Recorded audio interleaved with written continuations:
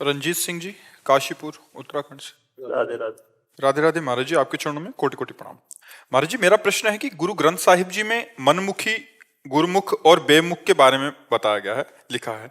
आपसे अनुरोध है कि आप मनमुख, गुरुमुख और बेमुख के बारे में बताएं, और कैसे पता लगे कि हम कौन सी श्रेणी में हैं। मनमुख, गुरुमुख और बेमुख के क्या लक्षण है? मनमुख का तात्पर्य होता है जो हमारे मन में आया उसके अनुसार चलना, ना गुरुवाणी को, ना किसी संत महापुरुष को, ना किसी अन्य शास्त्र को हम अपना आदर्श न मानकर मन को आदर्श माने। हमारा मन कह रहा है भोगो, हम भोग लिया, हमारा मन कह रहा है, उसे कहते हैं मनमुखी।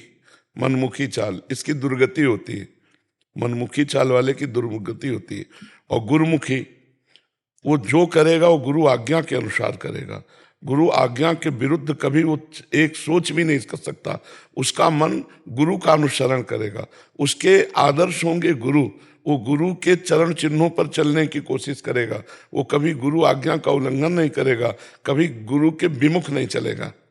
और तीसरा गुरु विमुख, एक है मनमुखी, एक है गुरुमुखी और एक है विमुखी। जो गुरु से विमुख है, गुरु की आज्ञा का पालन नहीं करता है, गुरु बनाए है लेकिन विमुख है, वो मनमानी आचरण करने वाले के तुल्य ही माना जाएगा।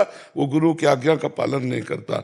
इन दो में पतन है और एक में उन्नति है। गुरुमुखी उन्नति को प्राप्त होता है और मनमुखी और बेमुखी ये दोनों पतन को प्राप्त होते हैं। इनके द्वारा ऐसे आचरण बनते हैं जो परिणाम में दुख, क्लेश, अशांति और भवबंधन प्राप्त होता है।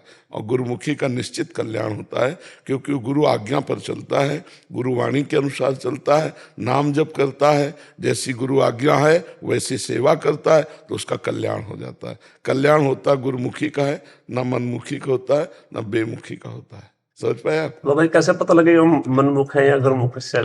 अब ये देखना पड़ेगा ना कि आप अपने मन के अनुसार चलते हो, गुरु के विमुख होकर चलते हो, या गुरु के अनुसार चलते हो। ये आपको देखना होगा, आपको अपना न्यायाधीश बनना होगा और आपको जांच करनी होगी कि आप गुरुमुखी भाव से चलते हैं या मनमुखी भाव से चलते हैं या बेमुखी भाव से चलते हैं। समझना पड़ेगा। जो गुरु ग्रंथ साहब हैं, गुरुवाणी ये है, उसके अनुसार नहीं चलोगे तो शांति नहीं मिलेगी।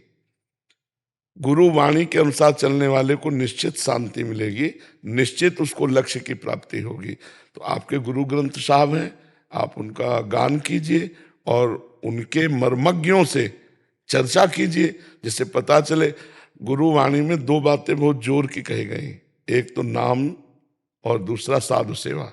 सेवा, हाँ सेवा, गुरु वाणी जो है वो सेवा, चाहे गुरु सेवा, चाहे समाज सेवा, चाहे गुरुद्वारे में सेवा या चाहे व्यवहार में सेवा।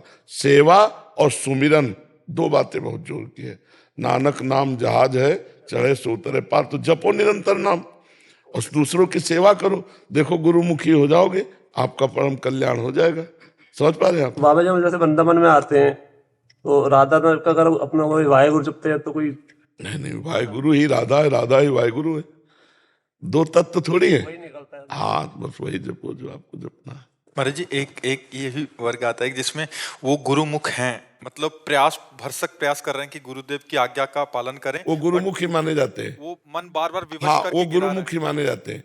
प्रयास है कि गुरु की अवज्ञा ना हो, पर कुछ गलतियां हो जाती है, वो गुरुमुखी माने जाते हैं। वो न मनमुखी माने जाएंगे न बेमुखी माने। एक दिन वो पूर्ण रूप से गुरुमुखी बन बिल्कुल माने जाएंगे, यद्यपि वो गुरुमुखी से अलग है, गुरु के अनुसार पूरा नहीं चल रहे, पर उनको पश्चाताप इस बात का, और वो चलना चाहते हैं, इसलिए उनको परिणाम गुरुमुखी का ही मिलेगा।